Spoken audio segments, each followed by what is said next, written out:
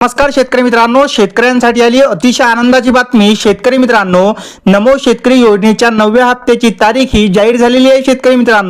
शेतकरी मित्रांनो 21 एप्रिल 2026 रोजी झालेल्या मीटिंग मध्ये मुख्यमंत्री आणि उपमुख्यमंत्री यांनी नमो शेतकरीच्या 9व्या हप्त्या संदर्भात जीआर सुद्धा काढलेला होता आणि त्यांनी सांगितले होते येणाऱ्या 7 ते 8 दिवसांमध्ये पैसे सुद्धा जमा होणार। आता शेतकरी मित्रांनो याची तारीख काय आहे आणि यासाठी कोण पात्र ठरणार, तर शेतकरी मित्रांनो आधी पात्र कोण ठरणार या नमो शेतकरीच्या 9व्या हप्त्यासाठी ते जाणून घेऊया।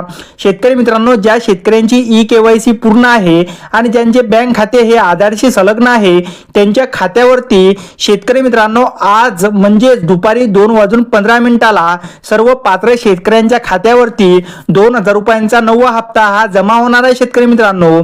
आणि शेतकरी मित्रांनो आता तुम्हाला फार्मर आयडी असणे सुद्धा अतिशय आवश्यक आहे। तुमच्याजवळ फार्मर आयडी असेल तेव्हाच तुम्हाला नमो शेतकरी योजनेचा 9वा हप्ता मिळणार।